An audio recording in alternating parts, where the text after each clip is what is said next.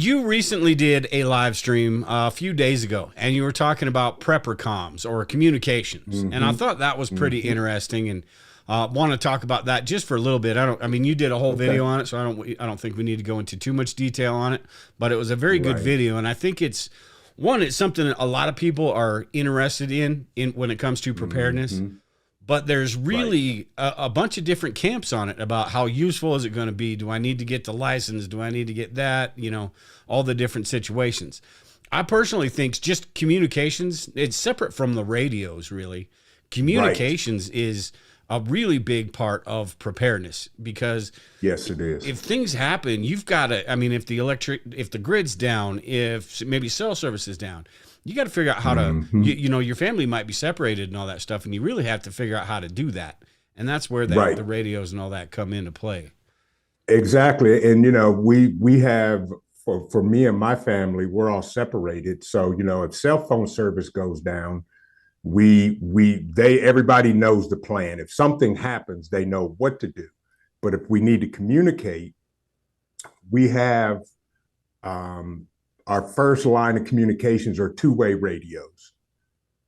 And if those don't work because of distance or whatever, they understand that. And then, you know, our next line of defense is ham radios.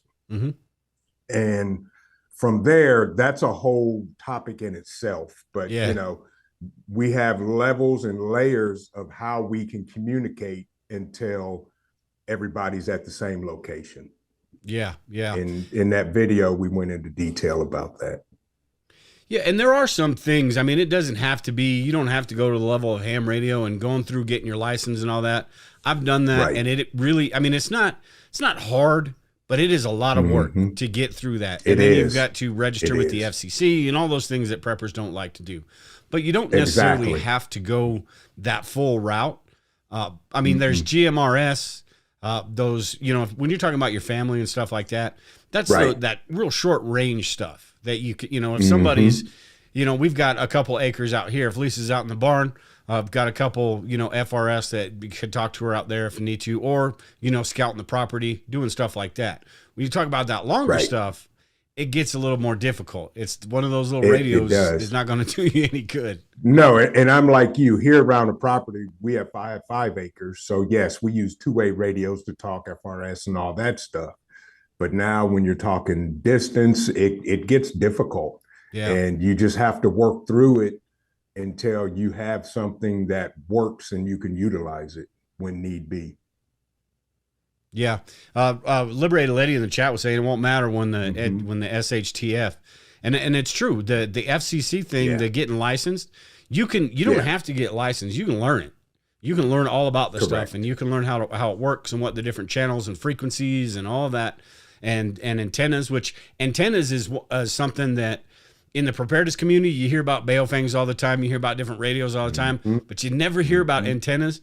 And that is maybe one of the most important parts to the whole setup. And and in my group, one of my guys who has his ham radio license, he talks about that. He said antennas will make the difference of whether you can communicate or not. Yeah. So we've been looking at, I have 2 different lengths of Aubrey antennas, and they work well. And you just have to find a good quality antenna that will work. Yeah. Hey, real quick, Emmett Horton in the chat was, he said, hey, I'm sorry, but I'm late, but who is this man? I'd like to watch him and learn. It is Vision Preparedness. And Emmett's on Facebook, and I believe on Facebook in the description there, the same link is in there. If not, you'll have to come to YouTube, but you can go to Vision's channel. And I think your latest video is the one we did on or one you did on Prepper Comms, right? Yes, we have our lives are Thursday at 8:30, and the last live we did was talking about having a communications plan. Yeah. Yep. Absolutely. The other thing with the last thing I really want to mention on this, and then we'll move on to some of this water filter stuff, is, you know, it's not just we tend to think of that large scale, everything's just gone to hell type situation where, you know, you're out scouting the neighborhood, you're looking for marauders, you're doing all this stuff, or in a bug out situation. And those are all necessary things to think about. But there are a lot of other things that we need to think about too, is especially for that short range stuff.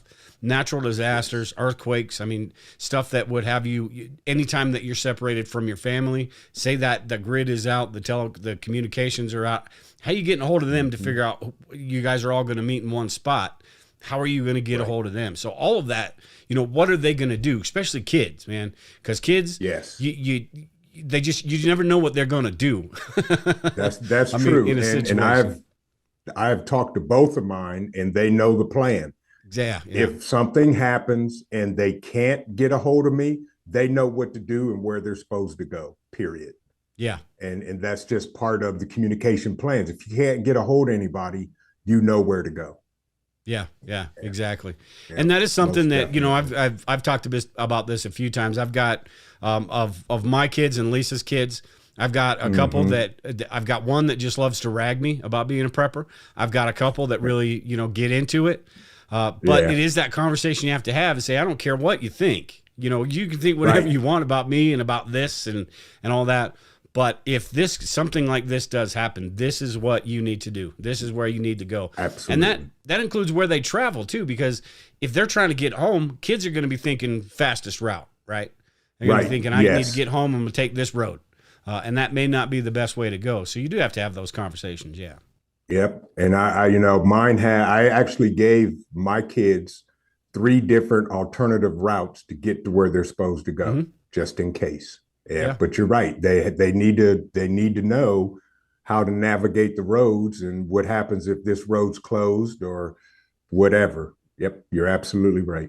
Yeah, and that is, you know, we think about the radios and stuff like that when we talk about communications, but that absolutely is, you know, 100% really, really important as far as disaster situations, because the first thing we're going to be thinking about is making sure everybody's safe. Everybody's home. Yes. Everybody's where they need to be. And then we go to that next step of doing things. So that, I mean, it's super important regardless of what type of situation you're talking about. So. Correct. You're absolutely right. Yeah.